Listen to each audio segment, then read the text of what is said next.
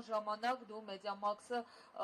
այսպես ասած քարոզչական աջակցություն եք ապահովել Ռուբեն Վարդանյանի նախաձեռնությունների եւ ծրագրերի համար եւ թերևս լավագույններից մեկը կարող ես պատասխանել այն հարցին, որ մեր այս քննարկման հիմնական խնդիրն է, թե որքանով են դա իր գաղափարները արտացոլվել իր նախաձեռնություններում։ Եվ նախապես ասեմ, որ քանի որ ես մտադիր եմ այս կոնկրետ հարցերին զուգակցել նաև Ռուբեն Վարդանյանի Բաքվի բանտից հղած որոշակի ուղերձներ, դրանք ուղղակի ընթերցելու եմ խնդրանքով, որ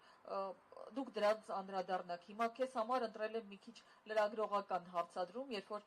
Ռուբեն Վարդանյանը ասում է, որ մարդկանց համար հեշտ է քննարկել եւ ցավոք սրտի մտապահել վատը, քան լավը, բամբասել եւ գրել գրքեր, ֆիլմեր նկարել, չարը բազմազան է, դրան ավելի շատ է ուշադրություն հատկացվում, նույնիսկ նորությունների մեջ։ Մենք ավելի շատ վատ, քան լավ լուրեր ենք կարդում։ Խնդրեմ։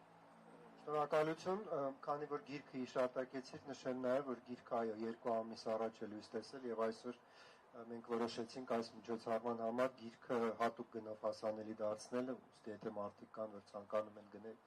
այստեղ վաճառվում է։ Քո հարցին պատասխանելով, այո, ինքը ես հիշում եմ, ինքը միշտ հիշում էր իր հայրիկի խոսքերը, որ ասում էր, որ փրշտացող մարդը ինքը ինչ որ հանրության մեջ միշտ ավելի շատ է երևում, բայց կան մարդիկ, որոնք այդպիսի բան չեն անում եւ աչքի չեն ընկնում, եւ մշտապես ինքը համոզված էր եւ ես եւ հարցազրույցներում եւ ուղղակի զրույցներում ինքը համոզված էր, որ լավ մարդիկ, բարի մարդիկ ավելի շատ են, քան չար մարդիկ, դա իր համոզմունքն է եղել եւ վստահ եմ, որ հիմա միայն ամրապնդվել է։ Ինչ վերաբերում է գաղափարախոսությանը, ես կարծում եմ, որ ամենայն դեպս այն շրջանում, որ մենք սերտ համագործակցում ենք, դա եւ գրքում ես փորձել եմ դա ցույց տալ, որոշակի էվոլյուցիա են ապրել իր բաները եւ այնպես չի, որ ամենասկզբից շատ ձևավորված են, բայց կարծում եմ, որ այդ ամենը, ինչ որ մենք կարող ենք խոսել, անվանել հայեցակարգ կամ գաղափարախոսություն, իր արժեքային համակարգի վրա է կառուցված եղել եւ դրան ուղղակի որոշակի ձև է տրվել, բայց ըստ էության ոչ մի բան չի փոխվել։ Այսինքն այդ մարդը կայացել է այդ արժեքների հիման վրա, որոնք վստահ են, որ ընտանիքում իրեն ներարկել են լավ իմաստով, եւ ինքը այնուհետեւ փորձել է դա փոխանցել այլ մարդկանց։ Եվ ես կարծում եմ, որ ինքը երբեք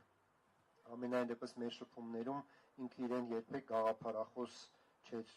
անվանում, չէր համարում եւ առհասարակ ես ինքը միշտ շատ պարզ է եղել եւ միշտ խուսափել է այդ ամբագորգոր որակումներից, որ մարդիկ երբեմն ցանկացել են իրեն տալ։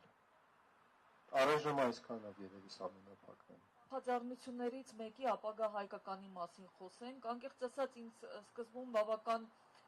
բան էր թվում, հա, երբ որ մարդիկ հավաքում էին, ինչ որ բաներ էին, սցենարներ էին մշակում